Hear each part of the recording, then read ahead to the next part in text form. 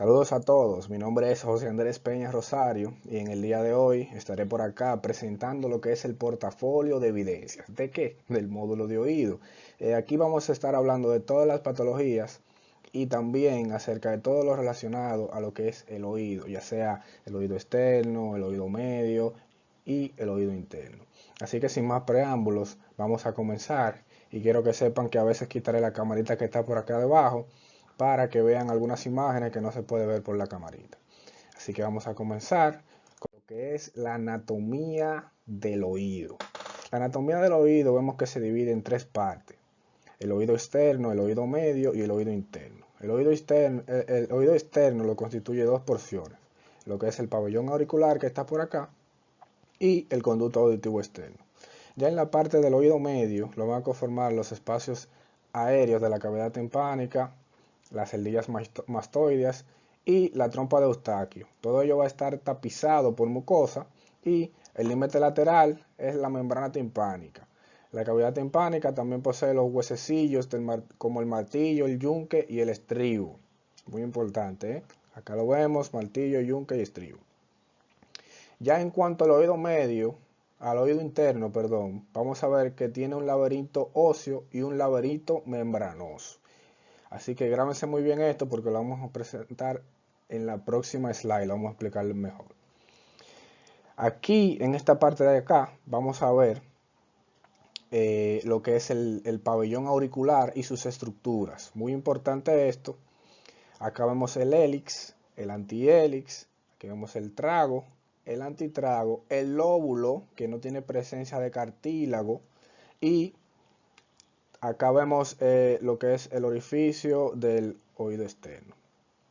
Así que vamos a seguir adelante con lo que es la anatomía del oído interno. Recordemos que tenía un laberinto óseo y un laberinto membranoso, pero también tiene líquidos que están dentro de esos laberintos.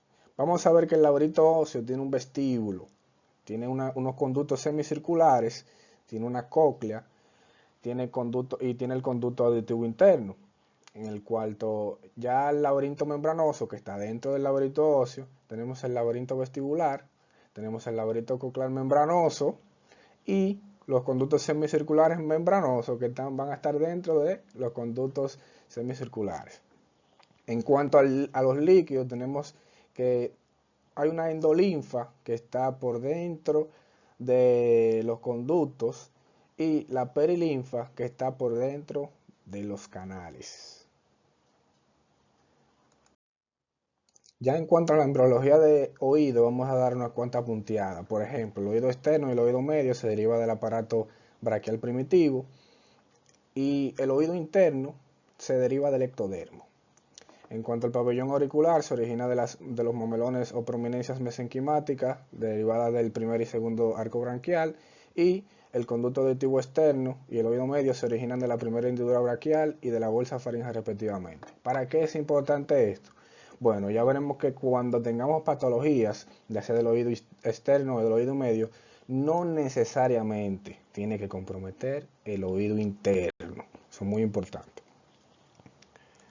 Así que vamos ahora a lo que es la fisiología de la audición. El sonido es una forma de energía física que se produce por la vibración de estructura, como por ejemplo un diapasón, parlantes o las cuerdas vocales. Además de la velocidad del sonido, nosotros tenemos que analizar otras propiedades como son la intensidad o el volumen, que se mide en amplitud de onda o decibeles. El tono, que viene siendo la frecuencia, que se mide en hertz. Y el timbre, que le da una característica única al instrumento musical. Esto es muy importante a la hora de las pruebas que uno hace en el oído, por ejemplo la audiometría, donde utilizamos mucho la intensidad y el tono, en este caso que se mide en frecuencia. En cuanto a esta pequeña curiosidad que tenemos aquí, quiero que sepan que los humanos somos capaces de captar sonidos con frecuencias que van desde 20 Hz hasta los 20.000 Hz, con una percepción óptima de 128 a 8.000 Hz y con intensidades que van desde 0 hasta 120 y 140 decibeles aproximadamente. Vamos a ver entonces que en cuanto al esquema de la vía auditiva, tenemos primero que cuando uno habla llega al pabellón auricular, luego cruza el canal auditivo externo, ¿verdad? Entonces eso es eh, mediante una energía acústica va a la membrana timpánica y a los huesecillos, después mediante una energía mecánica va a la ventana oval y a la perilinfa, después mediante una energía hidráulica va al órgano de Corti. Y luego, desde el órgano de Corti, mediante una energía bioeléctrica, va al ganglio espiral y nervio auditivo. Luego, seguimos con una energía bioeléctrica y seguimos al núcleo coclear y el complejo libar superior. Ya estamos en los luego de aquí va al lernisco lateral y luego al colículo inferior. Luego al colículo geniculado manual del tálamo y luego a la corteza cerebral. Así que ya saben, ese viene siendo el esquema de la vía auditiva. En caso de la semiología del oído y la otoscopía, vamos a ver que debemos inspeccionar en primer lugar si existe macrotia o microtia, que más adelante yo explicaré qué es esto. Y también la piel de la mastoida por aquí atrás, la zona periauricular y el pabellón auricular, donde debemos describir las características de la piel y los cartílagos. Eso es muy importante. Mediante la inspección de una vez vemos si el paciente tiene alguna patología de oído externo o alguna malformación o algún traumatismo, cualquier tipo de alguna inflamación también o alguna infección que se represente por acá afuera. Luego, mediante la palpación, debemos de palpar el pabellón auricular buscando dolor o a la movilización, tumoraciones y en la región preauricular descartar también adenopatías. También mediante la matoides buscar complicaciones inflamatorias, adenopatías y zonas fluctuantes por acá atrás. Por acá se pueden ver muchas complicaciones de lo que es el oído medio, como es la mastoiditis, que vamos a ver más adelante. Ya en cuanto a la otoscopía, vemos que esta permite examinar el oído externo, el pabellón auricular y el conducto auditivo externo. La membrana timpánica incluso inferir en la normalidad o anormalidad del oído medio. Su objetivo principal es detectar infecciones u otra patología de oído que no es fácil o sencilla sin generar molestia para el paciente. Entonces, vamos a ver que lo principal para lo que nos va a servir la otoscopía, miren acá, que se agarra como un lápiz, el otoscopio se introduce en lo que es el orificio del conducto auditivo externo y podemos ver el conducto auditivo externo, todo su alrededor, esa piel, si es escamativa, si está normal, el color, y el objetivo principal es ver la membrana timpánica. ¿Qué vamos a ver en la membrana timpánica? Bueno, lo primero es que deberíamos de dividirla en cuadrantes. Partimos una línea por acá, tomando por referencia el mango de martillo, ¿verdad? Y todo lo que está por atrás es posterior y todo lo que está por delante es anterior. Pero ¿qué pasa? Si lo de atrás es posterior, tenemos un cuadro superior y uno inferior. Si, igual adelante. Acá adelante tenemos un cuadro superior y un cuadro inferior. Mayormente, cuando es una membrana timpánica normal, tenemos el cono luminoso, ¿verdad? En lo que es en el cuadrante antero-inferior, si es derecho. Algunas veces, bueno, en este caso, acá tenemos una membrana timpánica normal y podemos ver lo que es el mango del martillo, el umbo, la apófisis corta, entre otras estructuras por acá, que es muy importante. Acá vamos a ver si hay perforaciones, etc. La causa más frecuente de otorrea, es decir, que esté saliendo alguna secreción del oído, puede ser infección del oído externo, una infección del oído medio, un cuerpo extraño, traumatismos y tumor de oído con infección secundaria. Vamos ahora a ver cuáles son esas patologías del oído. Vamos a empezar con la patología del oído externo. Llámese pabellón auricular y conducto auditivo externo. Vamos a ver que estas patologías se pueden dividir en malformaciones, ¿verdad? Inflamatorias, tumorales, traumatismos, misceláneas, que ya es lo que resta. En el caso de las malformaciones van a haber patologías del pabellón auricular, como el conducto auditivo externo u otras. En el caso de la inflamatoria pueden ser infecciosas o no infecciosas. En el caso de las tumorales pueden ser benignas o malignas. En el caso de los traumatismos puede ser por hematoma, laceración, quemadura, fracturas, cicatrices. En el caso de la miscelánea vamos a ver el tapón de cerumen o algún otro cuerpo extraño. Vamos a empezar con las malformaciones, principalmente en el pabellón auricular. Estas pueden variar en tamaño, principalmente una variación de tamaño que vamos a encontrar aquí la microtia y la anotia. La microtia son malformaciones o hipoplasia que varía desde un pabellón auricular pequeño, ¿verdad?, a un pabellón auricular con importantes cambios estructurales. En el caso de la anotia es una ausencia total del pabellón auricular, o sea, no hay pabellón auricular, pero aquí podemos encontrar, por ejemplo, el conducto, en ese caso intacto, ¿verdad?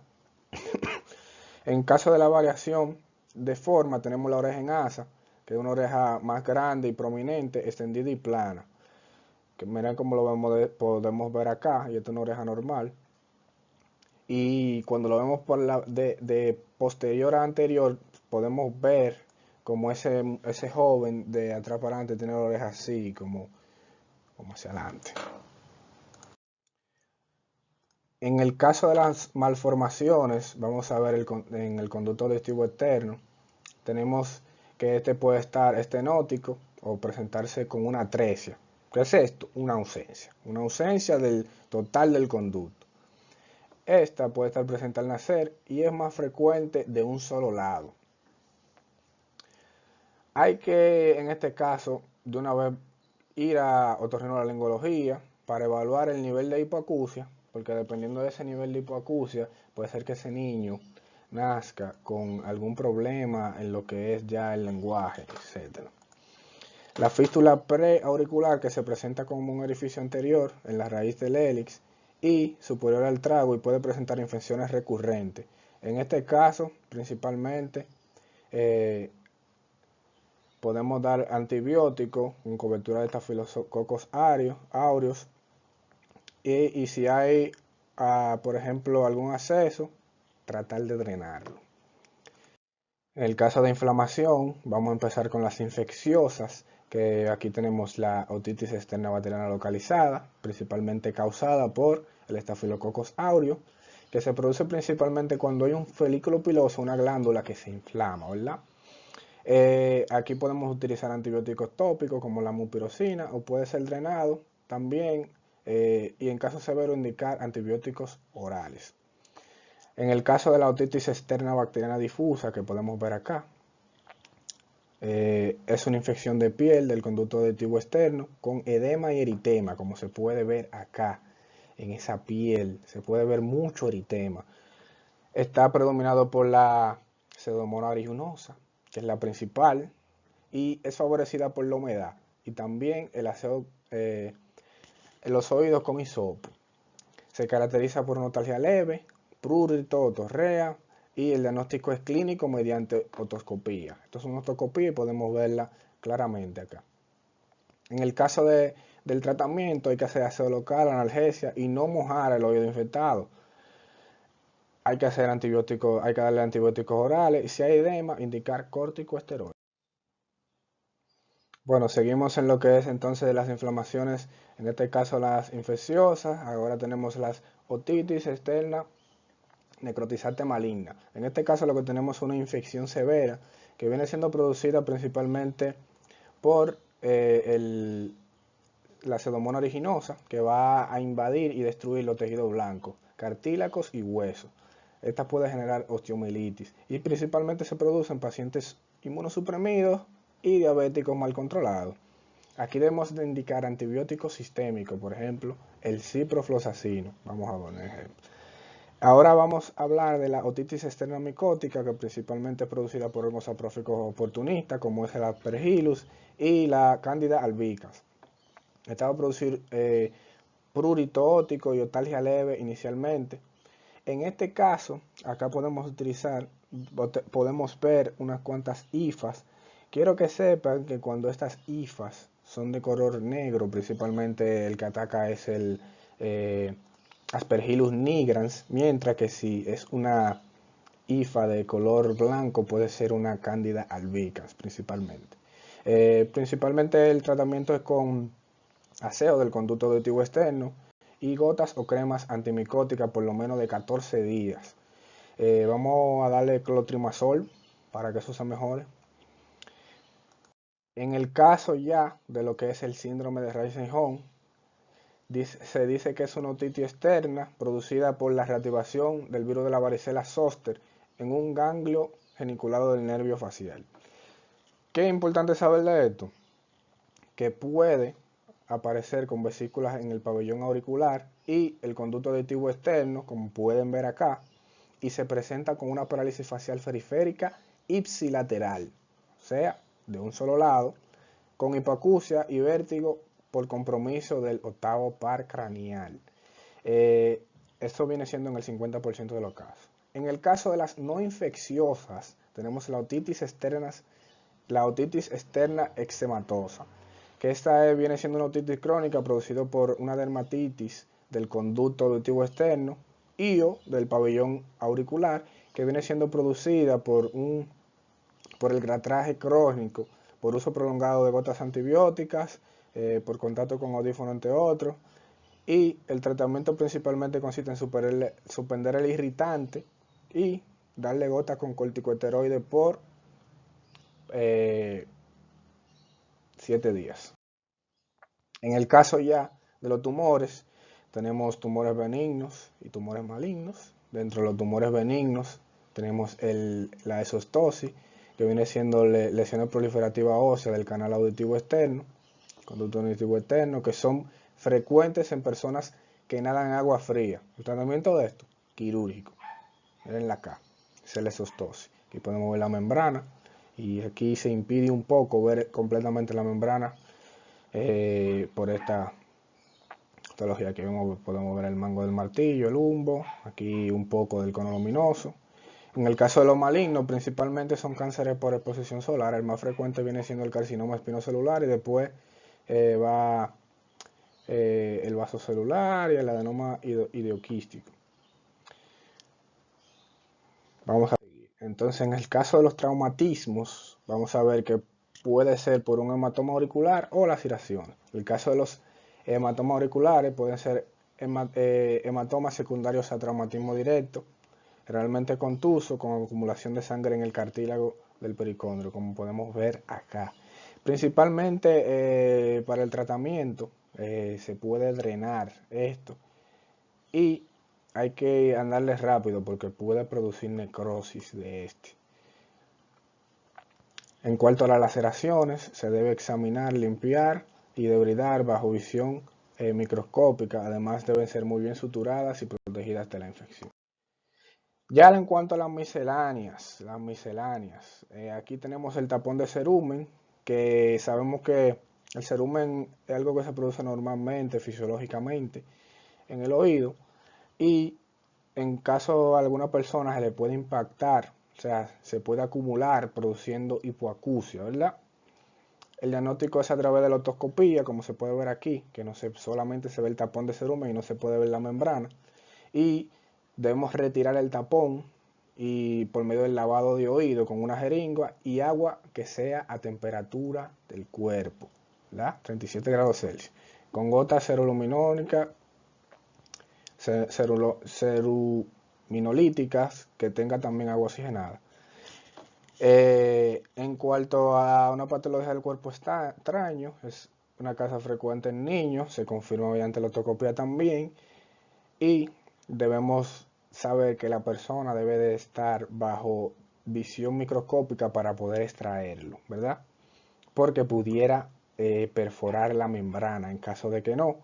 Y En caso de que sea un insecto, puede inmovilizar con vaselina líquida. Esto porque el insecto, ustedes saben que tienen patitas y esas patitas pueden hacer a la membrana y también puede hacer laceraciones en lo que es la piel. Como puede ver aquí, así puede hacer laceraciones pequeñas. En cuanto a la patología del oído medio, ya estamos en el oído medio. Más adelante vamos a ver la de lo interno. Vamos a ver ahora la otitis media aguda. La otitis media aguda es la inflamación aguda del oído y es uno de los principales diagnósticos en motivo de indicación de terapia antibiótica en la consulta pediátrica. La principal y más frecuente, el Streptococcus pneumoniae, el H. influenzae, Haemophilus influenzae y en tercer lugar el M. catarrhalis. Principal síntoma, la otalgia, que esto puede producir fiebre también y puede también producir una leve otorragia o hipoacusia. El diagnóstico clínico, a partir de los síntomas y signos, también se confirma con otoscopía, donde se puede ver una membrana timpánica, como vemos acá. Podemos ver una membrana que conserva congestiva, hiperémica, abombada y ocasionalmente con vesícula. Ambas aquí arriba están congestiva e hiperémica y abombadas. Pero la de acá abajo, si pueden ver, tiene una vesícula por acá, bien grande en la membrana. Se trata con paracetamol, ibuprofeno y antibióticos como la amoxicilina ácido clavulánico, si no funciona la amoxicilina, y ya estos, en algunos casos también que tú seas alérgico a la amoxicilina. Patologías del oído medio. Seguimos con ahora la otitis media aguda con efusión, ¿verdad? Es la presencia del fluido en el oído medio sin signos o síntomas de infección aguda, la causa más frecuente de hipoacusia de conducción en pacientes pediátricos. ¿Qué nosotros debemos de ver acá? Acá estos pacientes pueden tener lo que es trastornos de lenguaje.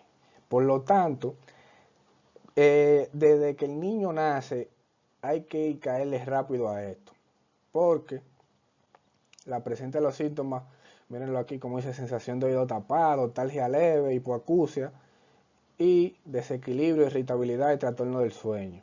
En el caso de algunos niños más pequeños, estas tres de aquí abajo. Pero esto puede producir trastorno del lenguaje, ya sea de la comprensión o de la misma articulación del lenguaje. También dentro de los métodos diagnósticos tenemos la timpanocentesis, la otoscopía neumática, la impedanciometría y la iometría, que voy a explicar esto más adelante. Y existen tres modalidades del tratamiento. Una, la expectante, donde usted espera que se le quite. Muy alto porcentaje se le quita sola. El otro, tratamiento médico, para que se le quite esto. Y el otro, si es necesario, tratamiento quirúrgico. Aquí en la otoscopía yo quiero que vean la membrana timpánica, que es opaca, rosada e hipervascularizada. Esto es característico de ella. Aquí podemos ver que la membrana timpánica está un poco retraída y aquí, muy importante, se ven burbujas en el oído medio visible a través de la membrana. Miren acá esa burbuja. Muy importante todo ver esto en la membrana. Vamos a seguir adelante entonces con las patologías del oído medio. Aquí tenemos la otitis media crónica, que viene siendo una patología inflamatoria crónica de las estructuras del oído medio y la mastoide, que dura más de 3 meses de evolución. Esta principalmente se asocia a una perforación a la membrana timpánica, que no tiende a un cierre espontáneo y episodios recurrentes de otorrea. La membrana timpánica se ve perforada y no se cierra. En este caso, hay una hipoacusia progresiva de larga data en el paciente y la prueba complementaria que podemos hacer, una audiometría. ¿Y qué vamos a encontrar? Una hipoacusia de conducción, en este caso. También se puede hacer un timpanograma o prueba de imágenes. Las medidas generales, el tratamiento puede ser por medio de tres formas. Medidas generales, antibioterapia y por medio de cirugía. Ahora seguimos con la otitis media crónica, que debemos de saber que puede ser simple o cholesteatomatosa. Esta también se puede clasificar en dos, que puede ser congénita o adquirida, y la adquirida también se puede clasificar en dos, que puede ser primaria o secundaria. En caso de la simple, en la otoscopia vamos a observar una mucosa edematosa, eritematosa, sin lesiones tumorales. Aquí esa viene siendo la imagen de ella. Y en un 60% de los casos son unilaterales. Tendría muy pocos casos, o la mitad de los casos viene siendo contralateral. En la cholesteatomatosa se produce por una acumulación de tejido granulatorio o de detritus del epitelio escamoso medio u zonas neumatizadas del hueso temporal de la mastoide. En este caso, quiero que sepan, miren acá, hay una capacidad de producir enzimas líticas como la colagenasa que pueden dañar el tejido y las paredes de la caja timpánica y la cadena de huesecillos y estructuras adyacentes. Por eso es muy importante caerle arriba a tiempo. Las complicaciones de la otitis media. Quiero que sepan que estas se van a dividir en extracraneanas e intracraneanas. Las extracraneanas, reumatoiditis, absceso superiótico, laberintitis, parálisis facial, petrositis y absceso de Besol. Las intracraneanas, meningitis, absceso cerebral, trombosis, seno sigmoide y absceso epidural. Aquí, este cuadrito con algunos de los signos y síntomas que pueden caracterizar lo que es una complicación, como son el aumento de volumen eritema, para la reumatoiditis y absceso superiótico, el vértigo nistagmo, que lo voy a explicar más adelante, para la laberintitis, alteración de la movilidad facial. Aquí podemos ver una parálisis, una paresio o parálisis facial. Vamos a seguir. En cuanto a las complicaciones extracraneanas, vamos a ver que la matoiditis es la más frecuente y corresponde a la inflamación de la celdilla matoide por extensión desde el oído medio. Aquí se puede ver una mastoiditis. También es una extensión, en el caso del absceso superiótico, es una extensión de la matoiditis a través del canal cortical de la apófisis mastoide con la subyacente formación de un absceso de dicha cortical del periódico. Quiero que sepan que esta es muy similar a la mastoiditis. Y la laberintitis, que ocurre por una extensión medial del proceso infeccioso hacia el oído interno, pudiendo comprometer la cóclea, el componente coclear y vestibular. ¿Qué hay aquí? Una marcada hipoacusia, tinito, vértigo y desequilibrio, náusea y vómito. Principalmente vamos a ver lo que son síntomas del síndrome vertiginoso. Las complicaciones extracraneanas, seguimos con la petrosis y la parálisis facial. Esto viene siendo una petrosis y en el caso de la petrosis vamos a ver que es un poco infrecuente. Y en el caso de la parálisis facial se produce por compromiso infeccioso inflamatorio de la porción timpánica del nervio facial, que hay una parálisis facial periférica de la otitis, concomitancia con la otitis media. Este señor que está aquí, Haus-Beckmann, la clasifica en 6 categorías, la parálisis facial. En el caso de las intracraneanas tenemos la meningitis, que es la complicación intracraneana más frecuente. Se produce cuando por vía hematógena hay una extensión a través de la vía perforada o erosiones del agente infeccioso. Aquí vamos a ver fiebre, náusea y vómito, irritabilidad, letargia, etc. Y signo meningio, muy importante. En el absceso cerebral, que es otra complicación, tenemos que afecta mayoritariamente el lóbulo temporal y el cerebelo, incluye 3 fases, una encefálica, una latente y otra donde vuelven y regresan los síntomas. En la encefálica es cuando tú tienes los síntomas, en la latente se calman, ¿verdad? Y en el regreso, ahí los síntomas vuelven pero con mayor intensidad. También tenemos la trombosis del seno sigmoide, que ustedes saben que es el seno que recoge toda la sangre de lo que son principalmente el líquido cefalorraquídeo y eso, allá arriba, y de las meninges,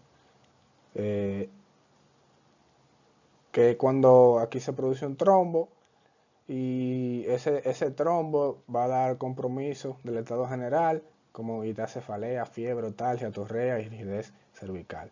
En el caso del acceso epidural, por lo general se presenta de forma insidiosa o secundaria a una mastoiditis o un colesteatoma, pues. Vamos a ver lo que es entonces la evaluación auditiva, que puede ser por prueba de voz susurrada, que usted se le pone atrás al paciente, le dice un código y un grupo de letras para que el paciente le repita a usted qué fue lo que usted dijo. El paciente no puede ver lo que usted le está diciendo. En el caso del test de Weber y de Rinel, se recomienda usar una pasión que vibre entre 500 y 1000 ciclos por segundo, es decir, hercios. Y en este caso, lo que vamos a tener es que, por ejemplo, si el test de Weber, usted se lo pone, ¿verdad? En la línea media, ¿verdad? Y lo pone a sonar. Entonces, si el paciente le dice que se le lateraliza hacia un lado, si por ejemplo se le lateraliza al oído, se le lateraliza hacia el oído ocupado, entonces tenemos aquí que es una hipoacusia de conducción. Sin embargo, si se le lateraliza hacia el oído sano en sí y no hacia el oído afectado, viene siendo una hipoacusia neurosensorial. En el caso de Rini, ahí vamos a ver la vía ósea o la vía aérea. Usted pone el paciente, primero se lo pone en la región mastoidea y le dice al paciente si lo escucha.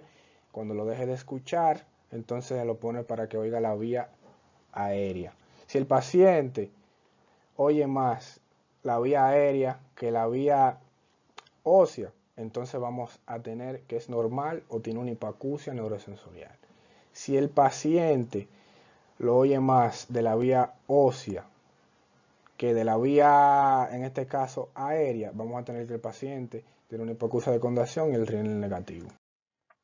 En cuanto a la evaluación auditiva, tenemos ya la audiometría, que es un examen subjetivo que permite hacer una evaluación clínica de la capacidad auditiva del paciente, donde vemos el umbral auditivo, las pruebas supralaminares y la comprensión de la palabra en sí. Esto se va a medir por esta escala que vemos acá.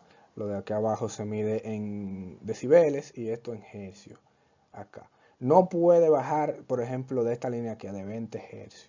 Por ejemplo, las líneas azules es el oído izquierdo y las rojas son el oído derecho.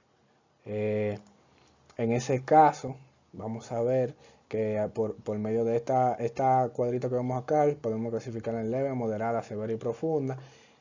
Ya si es una hipoacusia de conducción, neurosensorial o puede ser mixta también. En el caso de la evaluación auditiva, vamos a ver también que hay otras audiometrías como la de observación de la conducta, audiometría con esfuerzo visual y audiometría condicionada por juego.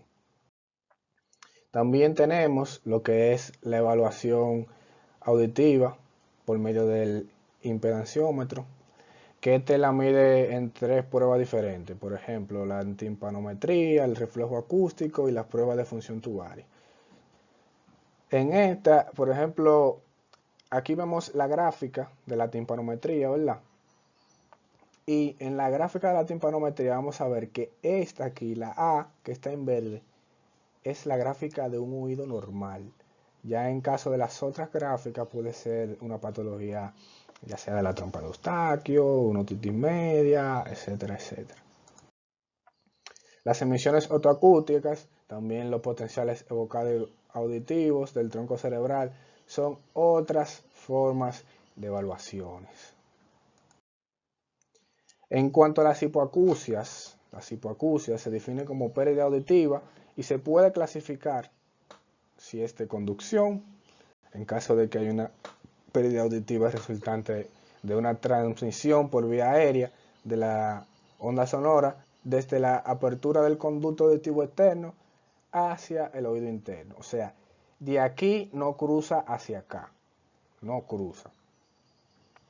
En la hipoacusia neurosensorial vamos a tener que resulta de un daño en el nervio auditivo o del sistema nervioso central que procesa la información del sistema auditivo. Es decir, esta parte de acá no funciona, lamentablemente. O puede ser mixta, puede ser que el daño sea acá y acá también.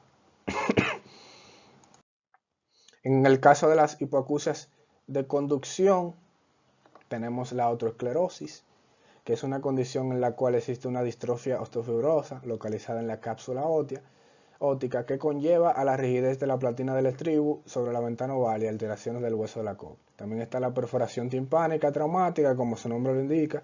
Hay una perforación en lo que es la membrana timpánica y la fractura del hueso temporal también, que es otra. Dentro de las causas, por ejemplo, del oído, del canal auditivo externo, tenemos el tapón de cerumen, el cuerpo extraño, la otitis externa obstructiva, los tumores, las malformaciones, la exocitosis obstructiva. Y en el caso del oído medio tenemos la OMA, que es la otitis media aguda, la otitis media con efusión, la otitis media crónica, la otitis media fibroadhesiva, los tumores, la fractura y las malformaciones. En el caso de la hipoacusia sensorial, vamos a ver que acá vamos a tener las genéticas y las adquiridas. En el caso también tenemos las idiopáticas, las malformaciones, también la perinatal o postnatal y también la tardía, que puede ser ototóxica, previacusia y la inducida por ruido. La previacusia, recuerdo que es esa pérdida de la audición en pacientes que ya son un poquito mayores de edad. En el cual ya vamos a hablar ahora del síndrome vertiginoso, que se debe a una disfunción de alguno de los componentes del sistema vestibular, que se traduce en una menor descarga del sistema vestibular afectado. Esto es interpretado en el cerebro como un movimiento en la ausencia de este. El síndrome vertiginoso se puede clasificar en vestibular episódico, cuando sus crisis son cortas y de segundos a minutos, o largas de 5 minutos a horas, incluso a días. El vestibular agudo, que es un episodio de vértigo mantenido de horas a días de duración. Y ya el vestibular crónico, cuando el paciente dura con 12 semanas o más de duración con el vértigo, o sea, es persistente en el tiempo. La Sociedad de Barani clasifica los síntomas vestibulares primero en vértigo, por ejemplo, cuando el paciente siente que todo le da vueltas, el mareo, la inestabilidad cuando el paciente no se siente cómodo en un sitio, el desequilibrio cuando el paciente no puede estar parado porque se puede ir por un lado, por ejemplo, y los síntomas visuo-vestibulares también. En el examen físico vamos a ver que tenemos, por ejemplo, el nistagmo espontáneo, donde vemos las características periféricas o centrales. También tenemos el nistagmo posicional, donde se realiza una prueba de Dish-Alpine o McClure, dependiendo de cuáles canales vamos a ver. También tenemos el seguimiento lento ocular y el Head Impulse Test o HIT. También tenemos el test SQ, los signos cerebelosos. Aquí tenemos el test Rumble, la marcha de Tadane para el equilibrio y la prueba de índice nariz. También tenemos la marcha, donde vemos si se presenta una marcha insegura, inestable o con lateropulsiones. En cuanto al estudio vestibular, vemos que tenemos pruebas como son para ver el octavo par con videonistomografía, el VHIT, que es también el Video Head Impulse Test, que principalmente evalúa o precisa la forma en la dirección de todos los canales semicirculares. Y algo muy importante, ¿cómo sabemos si un vértigo es central o periférico, señores? Aquí tenemos que el vértigo periférico es un vértigo que tiene primero en la afectación del balance, tenemos que el periférico viene siendo moderado a severo, sin embargo el central es de leve a moderado, o sea más tranquilo el central. En cuanto a las náuseas y vómitos, el periférico es severo, aquí variable en el central. Los síntomas auditivos es muy común en el periférico, sin embargo en el central es muy raro. En cuanto a los síntomas neurológicos, raro en el periférico, muy común en el central. En la compensación es muy rápida en el periférico, es muy lenta en el central. Los nistagmos pueden ser unidireccionales, principalmente horizontal o rotatorio en el periférico, y bidireccional, principalmente verticales en el central. En cuanto a las patologías vestibulares, tenemos el vértigo posicional paroxístico benigno, que es la causa más frecuente de vértigo, y esta se produce cuando hay un desplazamiento de cristales otoconiales, que esto principalmente se desplazan y estimulan las células pilosas, principalmente del canal semicircular posterior. También puede ser de los otros, pero este es el más común, y esto va a crear una ilusión del movimiento. Este se va a caracterizar por crisis de vértigo repetida en el tiempo, de segundo minuto de duración, donde también hay, en reposo no hay vértigo y se acentúa por los cambios posturales. El examen físico debe hacer con la prueba de Dish-Hallpike y la de McClure. Principalmente es mediante el diagnóstico mediante historia clínica y examen físico, pero también si usted tiene duda, usted hace una videotomografía con el octavo par craneal. Dentro del tratamiento tenemos las maniobras para la reposición de partículas y estas son específicas para cada caso. En lo que es ya las otras patologías vestibulares, tenemos la migraña vestibular, que este puede estar en conjunto con el vértigo posicional paroxístico benigno y con la enfermedad de Meniere. La fisiopatología no está clara, pero tiene un componente de difusión central y periférico. Y en el caso de esta, los episodios son recurrentes y sin gatillantes, de minutos a horas de duración. Esta se acompaña de migraña, con mucha cefalea, y puede asociarse también a síntomas auditivos. El diagnóstico es clínico y se puede hacer también por una videotomografía del octavo par, y también para descartar otra patología podemos hacer un BHIT. En cuanto al tratamiento, debemos evitar gatillantes, y en crisis podemos dar AINES. En profilaxis podemos dar amitriptilina, topiramato o fluniracina. Y tratar, en este caso, si también tiene Meniere o BPPV, tratar esas patologías y, en caso de que se necesite, realizar una terapia de rehabilitación vestibular.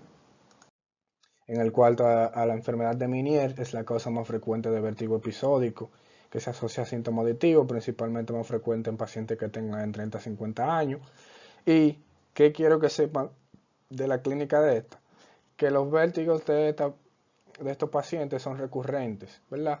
De minutos a horas de duración, sin gatillantes. Principalmente estos pacientes tienen crisis que se acompaña de síntomas auditivos unilaterales, ya sea tinnitus, aumento como de la hipoacusia, y pueden presentar un daño auditivo progresivo unilateral que puede progresar después hacia el otro lado. Y no lo dice aquí, pero estos pacientes tienden a caerse mucho y producir fracturas de miembros, ya sea superiores o inferiores, porque se caen porque sí, o sea, sin ninguna razón se caen simplemente. Y en el caso de la audiometría, vamos a ver que se puede producir una hipoacusia sensorial unilateral de predominio a frecuencias graves, y en la prueba calórica se puede ver hipoexcitabilidad o areflexia vestibular. Aquí podemos ver la audiometría, donde se puede ver un compromiso principalmente de lo que es el oído izquierdo en este caso. Aquí podemos ver el oído derecho, está bajando un poco la frecuencia ya, o sea que hay problemas ahí. Mejorar el estilo de vida es algo muy importante en esta patología, y en la crisis dar difedinol, por ejemplo, y en la prevención betaestina y diuréticos en el caso de la hidroclorothiazida, y rehabilitación vestibular en caso de que sea necesario. Las patologías también tenemos la neuritis o neuritis vestibular, que corresponde a una hipofunción vestibular aguda unilateral, que dicen que corresponde a una reactivación viral de lo que corresponde al herpes simplex 1. Se presenta con vértigo espontáneo persistente por horas o días, desequilibrio asociado con náusea y vómito, pero aquí no presenta síntomas auditivos. Para el examen físico, un examen completo de otorrino, también un neurológico completo y la prueba de Head Impulse, Nystagmo y test SQ son muy importantes aquí. Si usted tiene duda, puede solicitar de octavo par con videotermografía. Y ya para en el caso del tratamiento podemos dar hidratación, antieméticos, sedantes vestibulares, reposo antivertiginoso, prednisona o terapia de rehabilitación, eso es lo que no necesite.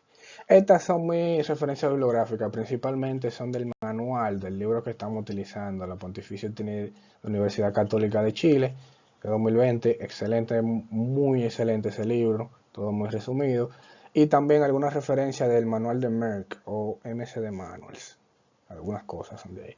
Así que muchas gracias, espero que hayan disfrutado todo este contenido, que traté de resumirlo lo más pronto posible, pero es imposible por la cantidad de contenido, pero lo importante es que aquí tenemos un buen repaso. Muchas gracias y que pasen bueno.